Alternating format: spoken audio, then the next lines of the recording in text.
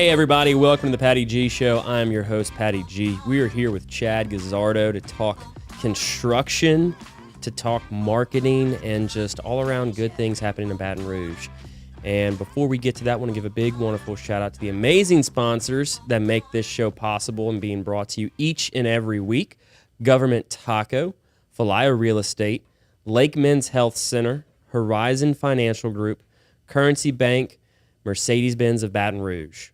Without further ado, Chad, welcome to the show, man. Thank you for having me on. Thank you for agreeing to come on the show. I know we had lunch yesterday to kind of do a little preface of what we're going to talk about and everything, and I'm excited to have you on and learn a little bit more about what it is that you do. Well, thank you. I appreciate it. For those that aren't aware, who are you and what do you do? My name's Chad Guzzardo, and I'm the owner of Centurion Construction Management. And what is Centurion Construction Management? We're a commercial construction firm. We offer general contracting, construction management, and pre-construction services, along with owner representative services, which we can get into that a little bit later on. Okay. But at our core, we're a commercial general contractor. Okay. So I was doing some perusing on your LinkedIn page where you get all the dirt from everybody, right? And I was seeing that you've worked for a few people prior to this. Mm-hmm. So how did you get to the point where now you're running your own show? Well, I think that, circumstance is what always ends up lending us to the situations that we're in. So when I first came out of college, I worked for a company called the Beck Group. They're a Dallas-based company, one of ENR's top 80 companies. And I worked for them in the Tampa market. I also did a short little stint up in Colorado. We built everything from hospital, medical centers, and high schools, dormitories. Got some really cool experience over there. Ended up coming back to Baton Rouge, worked for Wampold Companies, Mike Wampold and Ted Terrell. That was a great group to work with. We did the Crescent University Lakes. That's right there on Stanford. And then after that, I was recruited over to the Women's Hospital Project. J.E. Dunn was the general contractor on that. So I was the project manager out there for 4 years, which that was a very interesting and educational experience, considering that happened through the 2008 downturn of the market. That's when it happened? What's that? As I said, that's when it happened, 2008? We were breaking ground in the summer of 2008. I joined the team in August of 2008, and market crashed late 2008, and then we shut the project down in January of 2009. I didn't realize it had been that long. Mm-hmm. Wow. Yep. And okay. We paused for a year, and in that time frame, we redesigned the entire hospital, try to get it back within budget. And so we were working with the architects and engineers every Tuesday and Thursday. We were having calls. They were saying, hey, if we change this, what does that cost? How does that impact our cost? And then the Women's Hospital folks would go back and run their performa to see how it affected their dollars coming in. They got the accountants involved. Oh, yeah. And that's when things got troublesome. It was top down, no doubt. So I think that's probably one of the coolest experiences that I probably won't ever get to experience again. I hope we don't have to go through another downturn like that and then have to pause a $300 million hospital that our community needs. So I can only imagine what it was like being a fly on the wall during that meeting as an organization where first you heard the news, it got put on pause, and then secondarily, how was that communicated to y'all as a team that you had this massive project that you've undertaken and everybody's being so invested in this to now say, no, we got to stop? Yeah. So we had just staffed up for the entire project. We probably had about 28, 30 project managers, engineers leading that team. And our project executive walked in, came in office to office and said that they're going to be shutting down the project and we need to start figuring out how we're going to unwind it. Like, what's the stopping point? So that was part of it.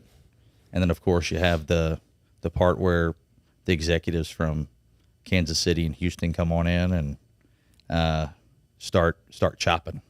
Hey. So I'd only been there for about 3-4 months, and luckily I was one of the three that made it through. Three Three of about 28, I think is what it was. I don't know why that number stands out in my head. My gosh. But so they had 28 people hired up, and they knocked it all down to 3. right, and that's just the management staff. That's just the team. That's that's your planners, schedulers, project managers, project engineers, superintendents. That's not the guys actually performing the work out in the field. Okay. It's a lot more if you start counting those guys.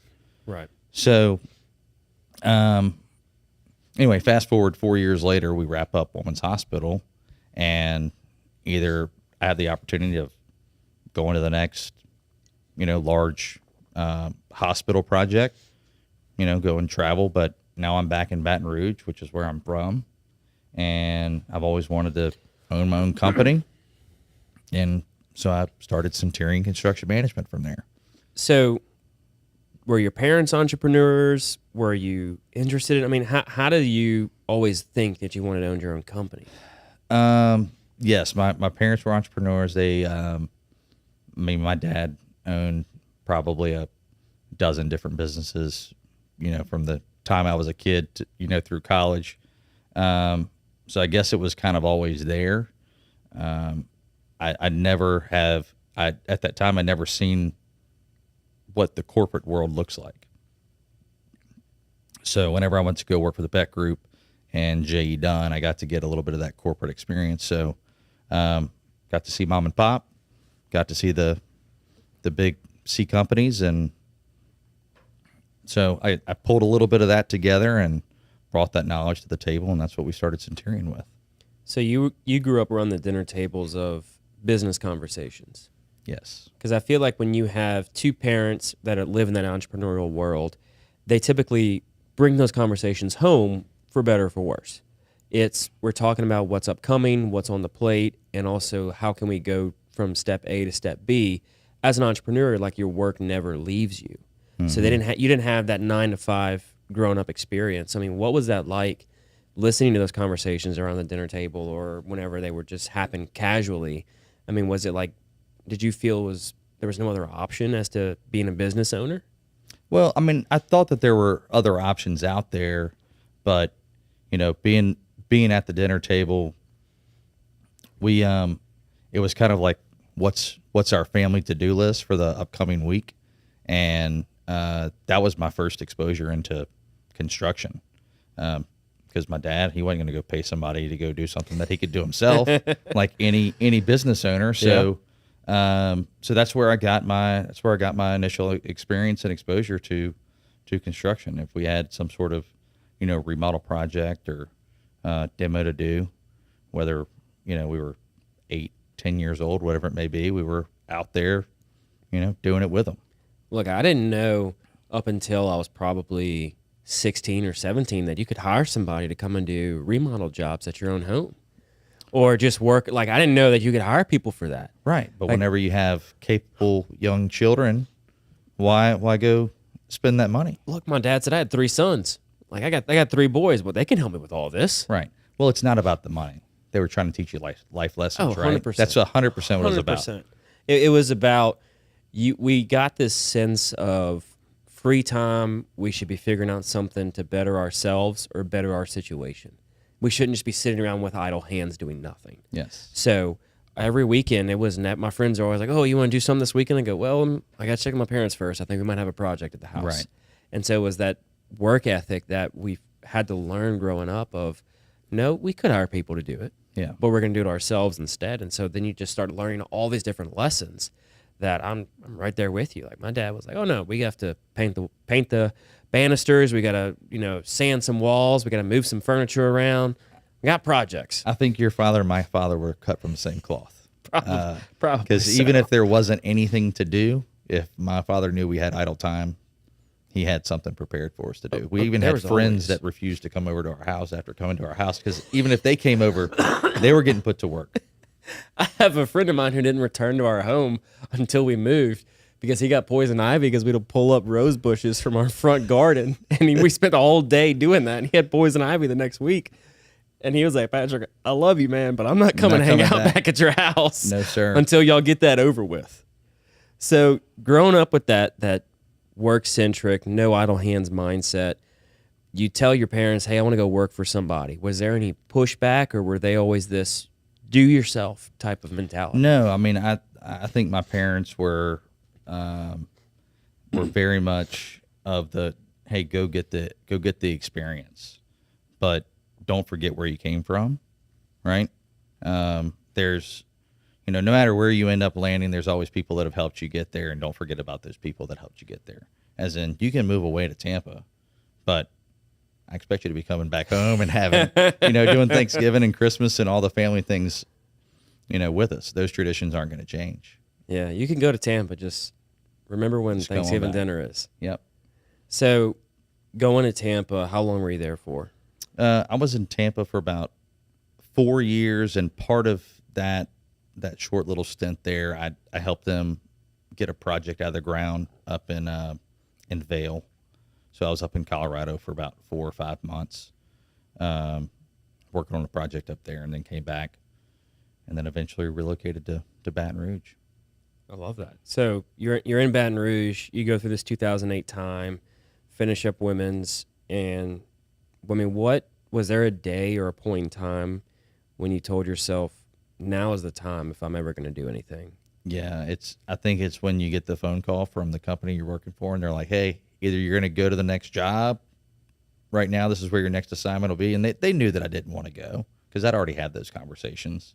But they're like, hey, look, we're getting to the end of closeout and punch list and all the rest of it. So it's time to make a decision. And so we had those conversations, and that's when you get pushed to the circumstance, right? So, yeah. I mean, you either got to, take what they're offering, or you got to figure out an alternative path. Yeah. So, I mean, as an employee in that position, how did you even broach the subject with them? I mean, because that's not an easy conversation to have with your employer back then, and even right now of, look, the next project, if it's out of state, I'm not going. Yeah, I'm probably a little too open when it comes to that. And I mean, my brother used to tell like my buddies when they come in and visit, like, like what's going on with them. And he's like, I don't know, he's either going to get fired or promoted. I don't know which one it's going to be. But I was never one really to bite my lip. I've gotten a little bit more diplomatic as I've gotten older. So I don't know, maybe it was just ignorance. It didn't seem to be a tough conversation at the time. So you weren't scared to take that leap, to go and doing something yourself. No, I was scared. Don't get me wrong. I just knew that I couldn't sit there and have a conversation with them about planning for the next project when I knew my heart and soul wasn't into it. It's just not who I am. I mean, you could see right through me. You didn't have a good poker face? I don't have a good poker face at all. No, my wife, she can call me out on anything, anytime. Yeah, you walk home, put your keys down. The first question, all right, what's wrong? Nothing. No, Exactly. The speed in which you drop those keys, I know something's up. Exactly. So, what was the conversation like with your wife, or were y'all married at the time? No, we weren't married at the time. So I started Centurion about 10 years ago. We finished Women's Hospital in August, exactly 10 years ago. So that. At the time, I was single. Had some good help. That's Baton Rouge's got a great community. If you go, you reach out to people, you tell them what you're trying to do, what you're trying to achieve. People tend to help you get there, and that's really how it started. I mean, I went and sat down with a couple of developer and real estate guys and just told them what I wanted to do, and you put your feelers out there enough, and not everybody wants to go, bet on the new guy, so to speak, but here, let me throw you a few crumbs and go prove yourself. And that's how we've kind of just built up organically over time. So what was that first job acceptance like? It was tough. It was actually for a developer that, out of Houston, and I'm not even sure how he got our information. I think a subcontractor was pulling us in to a project that they were trying to do, and it was too much for them to do, so they needed a GC. And that developer, got us. We built the Hibbett Sports right there on Burbank, and that was our first job. Hibbett Sports, where the sheriff's department. Oh, it was like an old shopping center that was kind of abandoned for a while. Like the Gardere extension area. Yes, in that area. So no, the Starn extension area. Correct. Yeah. Okay. Correct. Yep. So that was your first job. That was our first job, and that was our first job. I was doing some owner rep work at the time for Our Lady of the Lake, and it just happened to be that my old project executive went to go work as the head of their construction and facilities department, and he was kind of light on their project management side, and asked me if I would come in and help them manage some of their projects internally. And then, over time, that relationship changed, and we ended up becoming a general contractor for them. So what's owner rep work? So owner rep, the best way I could describe it is that, you're a tax expert. You don't know much about building a new office. Hey, now. Hey, I might. You may. I don't know. Might. I don't mean to offend you, but so we step in, and for people that are trying to tackle larger projects and they don't know how to navigate it, right? Like, where do I go? How should I go get my contractor first, my architect first? And we kind of just guide them through that process. And then, of course, as we go through the process of construction, there's always conflicts, and so we're there for to resolve issues before they really become problems. Okay. So you were doing that work and then kind of just shifted to more general contractor work for them. Correct. Okay. Correct. So going through the first project, I mean, what was that like as an owner, knowing that somebody believed in you enough to have your company represent their project? Well, I mean, it was a relief. I mean, I can remember back. I mean, it's kind of like, I feel like God puts you in positions for specific reasons. And I mean, I've been trying to get something to work and something to stick. And then like finally, like you catch a little bit of a break, right? And I can just remember where I was at about questioning myself as to, do I keep pursuing this? And I think every entrepreneur, when you're going out on your own, you wonder, how long can I try to sustain this before it actually launches and you get some traction? Yeah. So, I mean, that's what that break did for me. The break got me to a point of where, gave me a little breathing room financially. I didn't have any seed money investors or anything like that. So, I mean, yes, it's a vote of confidence for sure.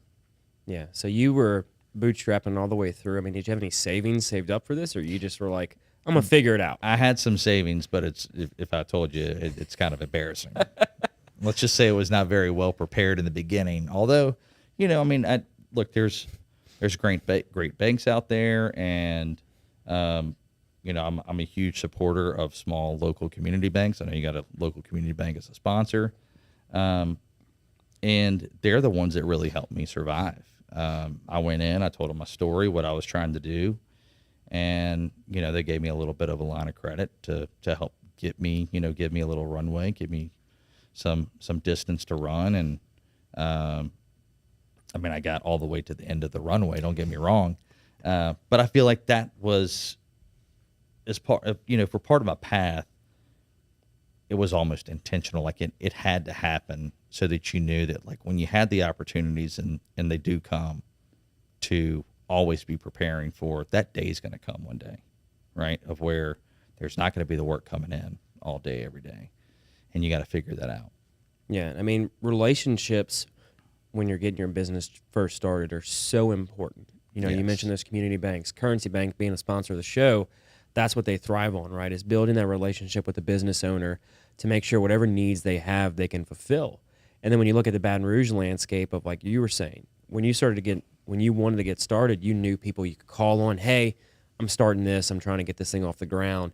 It was through those relationships that, like, business owners and entrepreneurs need to kind of focus up on. Like, build your relationships all the way through, whether you're working for somebody or you're working for yourself. They matter when push comes to shove.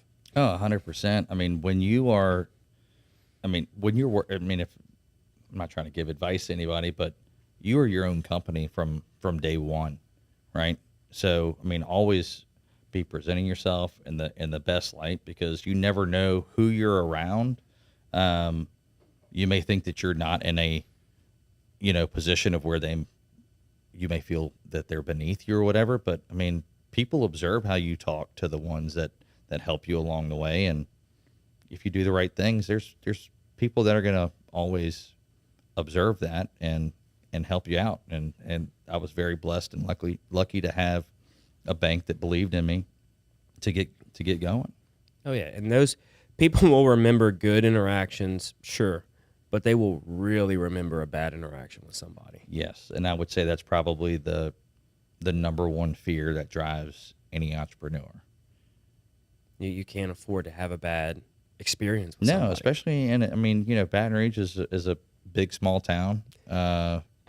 It's got the upsides to it, and it's also got the downside to it. And the downside is that, if you trip and fall, I mean, everybody's going to know about it. So it's your responsibility to make sure that the way that you get up from your mistake is, you better handle it the right way. Otherwise, people observe that. Yeah, and they're going to be pay attention more so to how you fix what you did. If you do it well enough, they'll remember that more than the actual mistake itself. Exactly. So moving past your first job, when was your first? I mean, did you make any hires at that point in time, or were you still kind of just subbing out and using other people independently? Well, so I didn't officially hire anybody at the time. I had some buddies that were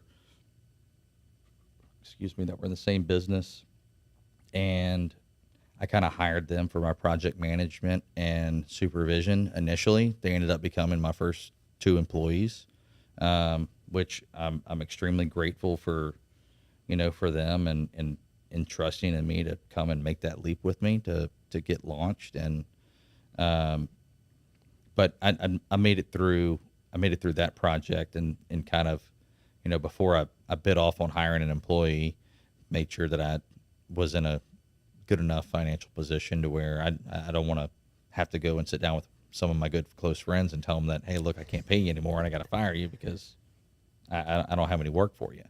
Yeah. So, but my initial big break came through Donnie Gyros, a local developer, real estate guy. I went and sat down with him and told him what I was trying to do, and I mean, he's still very generous. Came in and he's like, hey, this is a deal I'm trying to work on. Why don't you help me try to put it together? He asked me where are you officing from? I'm like, I'm officing from my house. And he's like, I got a vacant office down the hall. You wanna come office in over here? No way. And he's like, you don't owe me anything for it. If we end up making the deal work, pay me back rent. Right? So no risk for me. Right. Not to mention, it was good to be in an office with a bunch of real estate guys and have, just have some of that energy around you every day. So he kind of gave me the first big break, and we redid Drusilla Shopping Center. When he acquired it, we did a bunch of restoration work, kind of bring that shopping center back to life. That was right whenever LeBlanc's was moving into the center. What was it? I believe it was High Neighbor had moved out. Mm-hmm. And that was it. That was the first. That's the one with Rouse's now? Yep. Rouse's is there. Drusilla Seafood. Yep. Rotary's over there. You got Cane's right on the corner. Cane's is Or right in there. the parking lot. Yep. Okay. Right there. So was that at the point in time where you knew you had made it within your company, or was it still like, okay, we've got this next stepping stone in place, but we're nowhere near where I want to be? No, I don't know if. Have you made it yet? I think every entrepreneur always asks themselves that question, right? Like I've been doing it for 10 years, right? I have multiple employees. We have systems and processes and, operating procedures and things of that nature. It's no longer just Chad doing construction. I mean, it is a business. It's a running business. Right. Like if I left for a month, it's still going to keep running. So but at the same time, I don't ever feel like as an entrepreneur, you always have that fear in you that's going to keep you running all day, every day. It's kind of like the story of the lion and the gazelle. One day it'll catch up. That's it. So, I mean, have you given thought to like what moment or what situation would make you think that, hey, I've made it? Or what has made it to you? Yeah, I don't know. What is made I don't it know to what you? made it is. I mean, made it to me is, I mean, I got a family. They're healthy. That's made it to me. Okay. I like that. I like Yeah. that answer. So what are y'all doing today within Centurion? So, I mean, it's a great market. We continue to grow. Challenge I think everybody's having is having enough staff and qualified people to keep up with it. We've always kind of always held the reins back a little bit, saying we're not going to grow. We're going to grow organically. We're not going to go force this. So it's very important that the people that we go and we get on our team, they they got to fit our culture. We aren't like every other general contractor in town. I'm not going to beat down on any of them. There's plenty of great ones here, but I think that our culture offers something a little bit unique, and I mean, construction's a tough business to be in. It is. It next to the restaurant business, I would say it's the hardest one. And the only reason why I say the restaurant business is harder is because your timing for making it right is 5 to 15 minutes. If you don't make it right in 5 to 15 minutes, your chance is done. Yeah. So I'm sorry, I lost our place. Where were we? We were talking about what y'all are doing now. Yes. So we still have a tremendous amount of opportunity. We're doing work over in Lake Charles. There's still all kinds of What is damage. What is Lake Charles like right now? It's slowly coming back, but it is coming back. They have definitely. It has not been as fast and as speedy as it was for New Orleans to come back. I mean, New Orleans had much more devastation, but there's not nearly as much commerce there.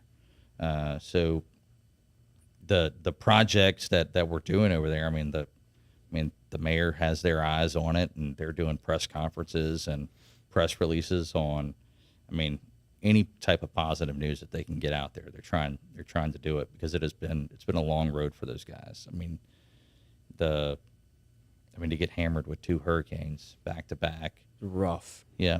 Then we started working on the project, and we got hit by a tornado. It's like something was jinxed over there for a while. But we're up and we're running, and we're working on like a 200,000 square foot retail shopping center. Got like big lots, affordable furnishings, DD's dress shop, and Ross type stores that are going back over there that we're working on. And then we do owner rep work as well, like we had mentioned earlier. We have some of those projects in Ruston and Sterlington, Opelousas. We have one coming up in Mendon. So we've kind of expanded our footprint from being mostly in the Baton Rouge market, and we kind of organically grew. We got clients. Clients took us to where they were going, and it's service based, and they like what service. You talk about the owner rep work that y'all are doing. What kind of uniqueness is that compared to a general contractor, and how are y'all able to find that kind of? Because it almost sounds like you're doing that pretty frequently. We are. That's like it's almost like a niche type of business that y'all are doing. It is. I would say that a lot of the big construction management, CMAR is the term that everyone uses. They identify with it because when you're doing CMAR work, you're managing the project on behalf of the owner's interest. Even though you're at risk as a general contractor, there's kind of these rules that are in place when you're doing CMAR projects that, we're going to do everything above board. We can share our budgets and numbers with you. And so if you take those same principles and go and apply them in the owner rep world, it's doing the same thing. It's just sitting in a different seat. So it's really more about what's the process going to be for us to get from A to B. Gotcha. And these are the steps we should be going through. These are the best practices. And every project's unique, but that's why we get called to those projects. Okay. So you mentioned a little bit before about your company culture Mm-hmm. and how y'all kind of using that to combat this, which, I mean, it's not even industry specific. Like, just people are looking for different types of work, or maybe not even wanting to work. Like, every industry, I feel, is trying to hire people left and right, and there's nobody there. Yeah. I mean, so what has been y'all experience in that area? I mean, getting the right fit is not easy. Yeah. We've tried the approach of hiring for experience, and we realize that that's not the best way to go. That when we hire for culture, and we can train for the technical side of it, that's where we've had the best results. So what about y'all's culture makes it so unique? I don't know. It's probably the hardest thing to try to explain to someone. What is culture? Right. So, I mean, first off, the construction business, if you go back, I mean, you ask anybody's just general kind of, what's been your experience when you were building your house or whatever it is, you typically don't get a lot of positive feedback from people, right? There's always problems and there are always delays. And I think the problem with, and our industry has come a long way, but the problem has been, managing people's expectations. Yeah. And a lot of people like to sell something on the front end, and then as you go through the process, maybe what we sold changes and starts to change, and now it's completely morphed into what you're getting as your end result in your product. That's not our culture. We want you to know what your budget is on day one, and you may go, wow, that's a lot more expensive than what this guy told me it would be. And it's like, well, we don't have a lot of information and data right now, but based off of our historical information and what we know are the knowns. There's still a bunch of unknowns, but we believe this is what the budget's going to be. And it's not like we just pulled a number out of a hat. We have a scientific way of getting there, but ultimately, if we're trying to sell something on the front end just to get in somebody's pocket, then everybody's going to be upset at the end of the day. That's the last thing that we want. We want a repeat customer. I think some of the success stories in our business, come from projects that never happen. Guys, we talked about this a little bit yesterday. Guys that are going to go try to get into business, and we establish a budget and give them a true expectation of what their cost is going to be. And then they go back and they second guess and they go, maybe I should scale this down a little bit before I go and bite off the big part of it. I mean, the last thing that we want is for an entrepreneur to go and be in a financial position to where they're going to fail just because of when they were trying to get off the ground. I mean, just from construction cost. Yeah. And I mean, I think that's when you look at the construction industry as a whole and you take it by business owners wanting to do a new development or a renovation, as a construction manager, like, you only can succeed if they succeed. So if they go under just by rehabbing their building or just by building a new development that they need to run their business, like, what does your long-term plan look like? Yeah. Their check's even cash. Right. Well, and that's the thing. I mean, there's plenty of times of where, contractors and developers and architects end up in positions of where, they didn't do a good job of setting the expectation in the beginning, and they've got to a certain point down the road of where there's almost a point of no return. Yeah. And like, you got to finish it. But what's the sustainability for your client at that point? That's not a win for us. Yeah, and you can't, as a general contractor, just start eating these costs left and right. Oh, no. Then you'll be out of business. Right, we'd be out of business. Exactly. And then it does nobody any service at that point if it's not openly communicated. And I think when you look at bidding a job, whether you're going to underbid or your margins are so tight, it doesn't allow for those levels of unknowns. You can't, nobody could have said 2 years ago that lumber is going to be what it's going to be today. Right. When people were used to going paying half of what the cost is now for a sheet of plywood, and then the project didn't get started for 6, 8, 12 months.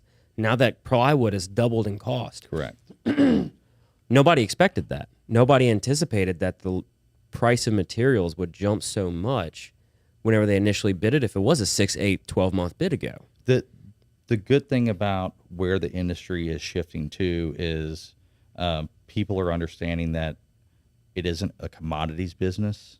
So a lot of this hard bid work that has been, that's the way that the public has put out their work for the longest time. They're starting to change, and they're doing a lot more construction management and risk type projects. But when you do low bid method of and you're going to choose that as your delivery system, you're pushing your contractor to the lowest possible cost, which leaves them zero room for error, right? At the end of the day, we're still a bunch of people that have to work with each other for a good duration, and your architect's not perfect. He's probably going to make some mistakes, or she's going to make some mistakes along the way. The engineers are, and we are. And if you push everybody to where there's no room or margin for error, then something's got to give. And it tends to be the quality of the product in the end. And we want to be known as a service business, not as a commodities business. We're delivering a service. There's a process. You got to deal with people for months at a time. And that's what we deliver. We deliver the experience of the people and the person, the problem solvers that you're going to be working with, right? We don't just turn around to our client and say, oh, well, this is the issue. Go back with your architects and engineers and figure out a solution to it. Yeah. We're there to help them figure out what their solution is to their problem. And I think that's what construction as a whole is, almost a lot of hand-holding in a sense. Yes. Meaning the client, like you said, I don't know nothing about building an office. I may know something about podcasting or tax or accounting, but when it comes down to knowing how the structure should look, what phases need to occur, that's not my forte. So when people hire somebody with that expertise within the construction industry, and they're expecting them to build whatever it may be, home, office, whatever type of structure it is, they want somebody who not only knows that, but has an effective way of communicating every step of the way with me as the owner. If I don't know that there's a problem until it's too late, and then I've got to stroke out a bigger check because something came up that we could have resolved had I known, I could have made a decision to change something, right? Right. So if I said, I want these trims, Chad, don't care what it is, I want these trims. Well, if the trims aren't available for 6 to 8, 12 months, they're going to cost twice as what you anticipated, and you don't tell me, it's going to be more. Right. Then I'm like, wait, why am I getting this extra? What, this wasn't in the budget. Right. And the story is, well, you told me. Yeah. Right. Well, you told me. You told me that's yeah. what you wanted, right? But you did it. You told me what you wanted based off some assumptions, right? That we need to be in a position to be able to figure out that, all right, that's what they wanted. That's what they said. But do they realize what the procurement process is going to be for that? Do they understand how the cost has changed in the last year? I mean, the supply chain, I think, for everybody, I mean, there's no shock there. It's been completely out of whack. Yeah. I mean, we have projects where lead times on materials are longer than what the project duration is supposed to be. I mean, it's longer than a year, for certain things. So do you want to wait for a year to get whatever it is that you're doing? I mean, if you're doing a retail space, I mean, the economics could change in 12 months. The economics could change big time.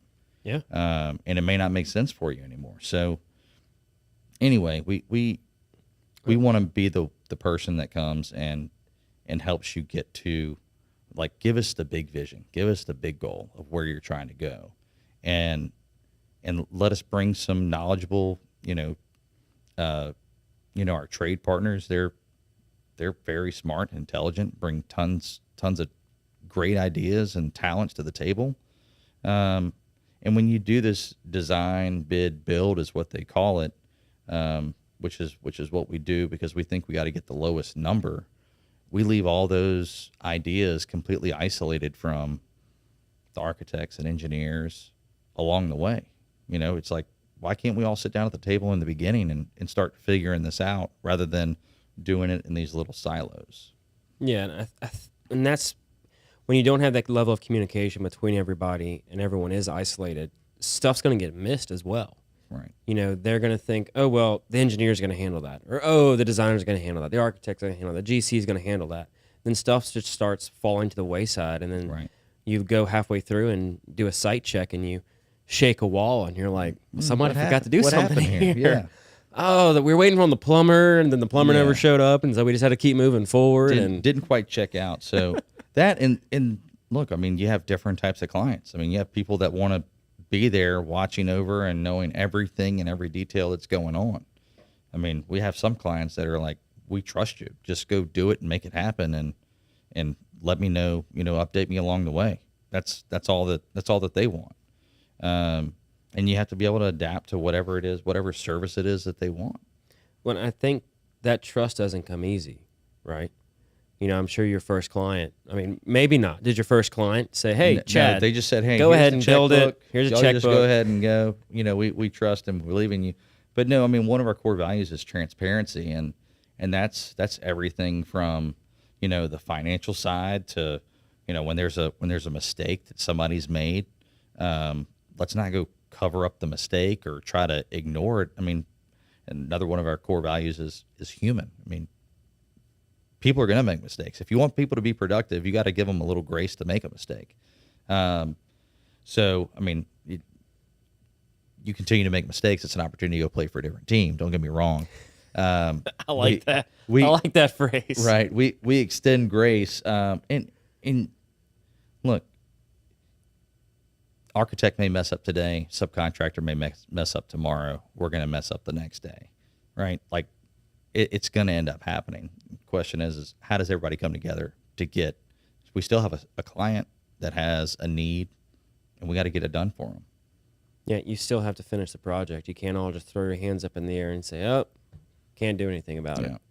And then just let it go stagnant for a while. Right.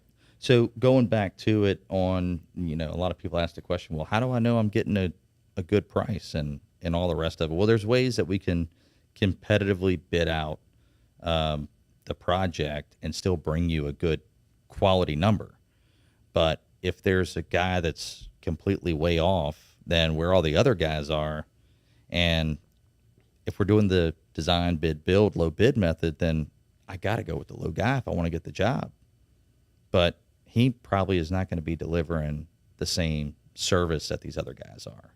Or maybe he missed something. And that's even worse. Exactly. Because if he missed something, you may contractually have control over him and he has to provide you all that. But your whole job is waiting on this one person. Not to mention that there's probably 30 other vendors that are in trades folks that are involved. And we got to wait on this one person before we can move the project along. Yeah, if they missed a page of the plans and they didn't bid that accordingly, that's not going to end well for anybody. Exactly. And I think that that's doing a disservice to your client. Well, and also going on that same breath of going with the lowest bidder may not always be the best cost, may not always be the best cost in the long run. Right. Because if they're doing, what is the phrase? You want it cheap, you want it quick, and you want it good, pick two. Yeah, pick two because you're not going to get all three. Yeah. So you're not going to get all three. So if you want something done cheap and quick, it's not going to be good. Yeah. If you want something, good and quick, it's not going to be cheap. Right. So you got to pick which ones you want. And then in construction, you got to add in the fourth. You got to add safety, because that's the leading factor in the lost production. Yeah. More money, all the rest of it. And that is safety on a job site, whether it's residential, commercial, or industrial, matters. You have to make sure that your people can show up to work the next day, but first and foremost, you got to make sure they can go home to their families. That's the purpose of why we show up. We show up every day because we're trying to take care of our family at home. Yeah. If you can't go back to take care of your family, then what's the point? And we've all seen a lot of unsafe practices happen in Louisiana, and a lot of stories hit close to home when people talk about that. Yes, that's tragic. Shouldn't happen. Yeah, And it's bad terrible for the industry. Absolutely, because then you start losing that trust you built years and years. It took years and years to build with that client, where now you have this book of business you can go and show people initially, hey, this is what we've built. Here are the customers. Here's their stories. Here's us as a brand and what we're about. And showing them that, I mean, is that something that you do going into a new client meeting is, hey, I'm Chad, but here's everybody else that says I'm Chad in the work I do. Oh, 100%. I mean, there's no, I think there's no better marketing than to have a customer that stands behind saying, hey, these are the guys that did me right, you know, from inception to guiding me through the process. You know, this is what their scope of work was, but this is what they did for me. Right. Right. And that's the experience that we bring to our clients. And when you go beyond that scope and you give that next level of service, those clients are going to remember it far more the next time something happens. Or the next time somebody asks, hey, I'm looking to do this project. Do you know anybody that's good? Oh, yes. I've got to tell you about Chad. Him and his team did X, Y, and Z. They went above and beyond, and it was a truly incredible experience. And then that builds your business to the next client. Yes. Don't get me wrong. There's also the clients out there that if your values don't line up, they're not every client is the client for you. And no. I think any entrepreneur eventually ends up finding that out, that if some people are okay with it being, hey, I want you to lose for me to win. And I mean, that's a terrible business model. Right. So we don't go, we try to avoid those people and vet them out just as much as they vet us to make sure that our values are in line. Well, and so that goes back to your culture, right? Your culture of who you hire is just as important as the culture of who you do business with. Because if you're doing business with somebody and people start seeing that publicly, I mean, because you have a bomb and marketing team over at JCW Creative. They're filming what you're doing along the way. Yes. So if they're putting it out there with a customer that may not align with your core values as a business, like you got to have that interaction beforehand, right? You got to know, we're going to do business with you because we all at the table match and we align. Let's move forward. And as an entrepreneur, we have to have that courage to say no to people sometimes. Where if you sit down with them and say, look, we're just not your team. Yeah. We're not your crew. We can't service you as well as the next person can. That's probably the toughest thing to do, is to turn down work that you know that you can perform at. But at the same time, the dollars at the end of the day isn't what everything is. No, it's not. And as a leader of your organization, you have to make sure that you're not putting your people in that environment. 100%, because then they won't be your people anymore. No, not at all. I mean, culture is about behavior. And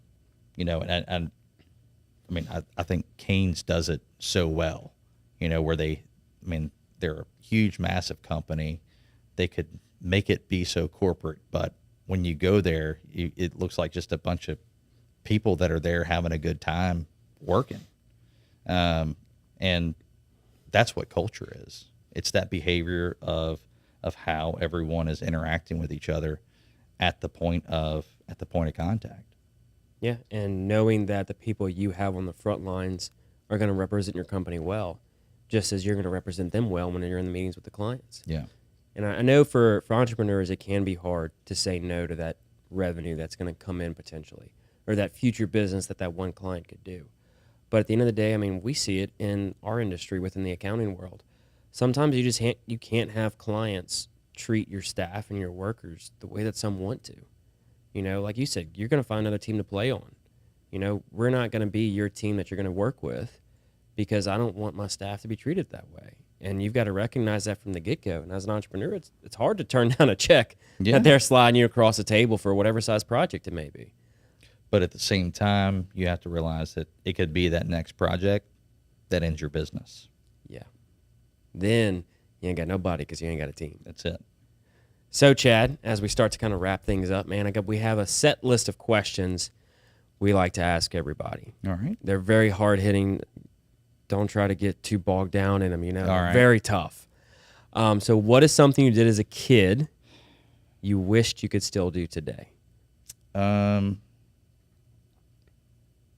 Two things come to mind. First is that I just summertime, leaving the house, riding four-wheelers and motorcycles, and I almost feel like my parents didn't love me or care about me. I don't know how you can, like, I couldn't let my kids leave at like 8 o'clock in the morning and then come back, at whatever time the sun goes down, 7, 8 o'clock in the evening. But to me, those were some of the best days. You're, get $3 from doing your chores, and you have enough money to go fuel up a four-wheeler and get a candy bar from the gas station, and you're entertained all day long. Oh my gosh, yeah. That or going back to the long summer nights of going to the gym, shooting playing 3-on-3 basketball with my old teammates. I mean, having that kind of team atmosphere is always rejuvenating. Having that competitiveness. If there were two things I could go back and do, those would be. I don't know which one is above the other though. I used to have a buddy of mine in high school who had 2 four-wheelers, and it was like every weekend we were there. Mm-hmm. And it was like you said, sun up to sundown, we're out riding those four-wheelers, and there are sometimes it got a little sketchy. Yeah, it happens. You roll a couple four-wheelers, it's fine. That's part of survival, right? That's right. Makes you tougher, That's you know? When you look back and you're like, did we really jump over somebody as they were standing there with a four-wheeler? Yeah. It's not the smartest move. Not the smartest thing to do. But we're still here. That's it. Thank God nothing went wrong. Absolutely. So those were some good times, and yeah, I'm with you on that one. Yeah. So what are 3 lessons you've learned along the way? You've gone from being raised in an entrepreneurial household to learning business as an employee to then saying you wanted to do it for yourself. What are 3 lessons you've kind of gathered along your path? The first is mistakes and failure. I mean, mistakes are going to be made. People throw around the failure word, and until you stop getting up, in my opinion, you don't fail. So, you got to have that perseverance, and things are going to happen. You got to adjust, and you got to shift.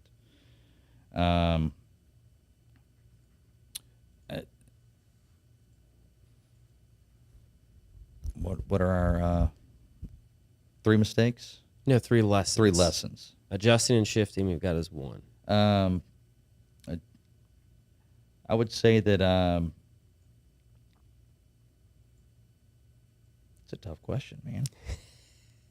I've made plenty of mistakes. I just got to figure out which one is probably the. I mean, you're going to make bad hires as you grow your company. You're going to make bad hires, and we've learned to kind of again, you got to hire for culture. That's your best guiding light there. And then the last thing is that just the ideal perfect situation is never going to happen. So don't be sitting around waiting for it. Like the stars are not going to align. They never align. It's not going to happen. It's like saying, oh, well, we'll have a kid whenever we're financially ready. You'll never be financially ready to have a kid, right? You'll still be waiting to have a kid. You'll just go for it. Yeah, on your deathbed. Wait, when were we supposed to have kids? No, that is so true. Just go for it. Whether you think you're ready or you're not ready, you never know if you're ready till you actually put your first foot in front of you. Yes. Are we really ready? Can we really make this happen? Is it something that we can plan and we've seen all the outcomes? You can't, you know? We're not an Avenger, unfortunately.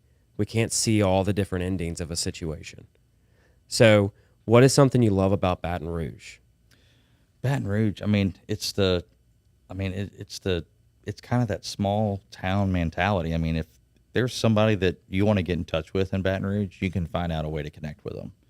And I think that's one of the best attributes outside of, LSU is a great organization and probably the biggest asset that Baton Rouge has. But outside of that and the usual food and, going back to culture, when go back and look at 2016 when the flood happened, and just the humanity that was out there. People, like, everybody living with everybody else, and everybody going to volunteer to help so-and-so do this and so-and-so do that. To me, I think that's the best part about Baton Rouge. Yeah, we all can come together when we need to. Come together when we need to, and we don't do it enough. Very true. Yeah. So for the final question, man, what can I do to help you? Just let people know about, where our industry is going, and there's ways to be innovative about it. Whatever the old school thought is not how we're doing things today. And there's always a better way to do it than the way we've done it for, I don't know, last 80, 90 years that we've been low bidding everybody into the ground and not getting a very good product in the end.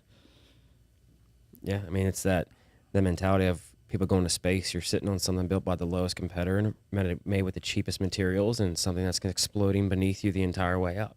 Yeah. Is that a ship you want to be on? Sign me up. I can't wait. Thank you, man, for coming on the show. Thank you for having me. I appreciate it. It's a great time. You got a lot going on, and y'all are doing great things in the area, so thank you for that. Appreciate it. And I want to say thank you to everybody else, whether you're watching or you're listening to us. I appreciate it. I know the guests do as well. If you haven't already, make sure you give the show a subscribe and leave us a review wherever you listen to it. It helps us go a long way to share stories like Chad's and to share people in and around the Baton Rouge area. You can make the difference in helping us get that word out there about what we're doing in Baton Rouge and what the amazing business owners have to offer here and why there's a reason to stay or come back to our city. So, y'all, this has been the latest episode of the Patty G Show. Thank y'all so very much, and give a big, wonderful thank you to the amazing sponsors that make this show possible right now. Sell your home for a $399 flat fee with Falaya. No, seriously. Falaya will list your home on the MLS and help you get all the way to the closing table for as little as a $399 flat fee. Our online platform is insanely easy to use and will save you thousands. If you're thinking about selling your home in 2022 and want to keep more of your hard-earned equity in your pocket, you need to check out Falaya. Falaya, real estate reimagined. Thank you all so very much for listening to this episode of the Patty G Show, brought to you by Government Taco. They're located on the corner of Government Street and Jefferson Highway. Jay is always slinging up a new taco of the month, so if you're a frequenter to Government Taco, let us know in the comments what you thought about this month's taco of the month. If you're not a frequenter, maybe trying out this month's taco might just convert you. Big thanks over to them at Government Taco for making the Patty G Show possible. Imagine taxiing on a plane looking toward the end of the runway. It seems so far away, it's even hard to see it. And that's what the concept of retirement probably felt like when you were in your 20s, 30s, and 40s, way far in the distance, not visible or even a concern. But as you turn 50, something happens. Retirement suddenly seems like something real, something not too far away. In your 50s, you are rolling down the runway. Retirement is getting closer and closer, faster and faster, weeks and months zipping by. But are you even ready for a successful takeoff to retirement? Fear not, there's still runway left. But the time is now. Time to make progress and time to get a plan. The Runway Decade will help you get organized, get energized, and give you the direction you need to take off to your desired retirement. The Runway Decade, building a pre-retirement flight plan in your 50s. Thank you to Mercedes-Benz of Baton Rouge for making this show possible. Nick Pentis is a past guest. We love having him on. Listening to him talk about the culture they have over at Mercedes-Benz of Baton Rouge is really an incredible thing to hear. How they treat not only their employees, but every customer that walks through the door. You are more than just a number to them. They're going to give you that white glove concierge service every step of the way. They're going to make you feel like family and take what can be a stressful time in people's life, shopping for a car. They're going to make it so enjoyable and so pleasurable. You're going to want to go back there time and time again for every new vehicle. Thank you so very much for Mercedes-Benz of making this show possible. Thank you to our wonderful sponsor, Lake Men's Health Center with Our Lady of the Lake Physicians Group. Guys, I know it's tough to get out and go to the doctor. I know it's challenging to find time in our busy days, but I promise you, signing up to be a part of this group with Dr. Curtis Chastain and Dr. Tyler Boudreau. You won't regret it for several reasons, but most of those being the fact of the time it saves, where you're able to get in on the same day, get that appointment done, and spend that time you need to talk with them about what your health goals and concerns are, as well as ensuring that the financial investments you have, you will be able to live out and see those come to fruition. So if you're an investing guy, you know all about and planning for the future and investing in the future. There's no other more important thing to invest in than your health. Make sure you go check them out, Our Lady of the Lake Physicians Group Men's Health Center, and tell them Patty G sent you. Thank you so very much to Currency Bank, a proud sponsor of the Patty G Show. If you're looking for a business bank that fosters on 3 core values, relationships, service, and technology, Currency Bank is the place for you. They pride themselves on convenient, accessible, and secure online banking resources where you can manage your account balances, initiate transfers, enroll with e-statements, and more via their online portal. Between the relationships, the service, and the technology, they are going to be that partner with your business every step of the way, regardless of what you need. Currency Bank is the bank for business owners.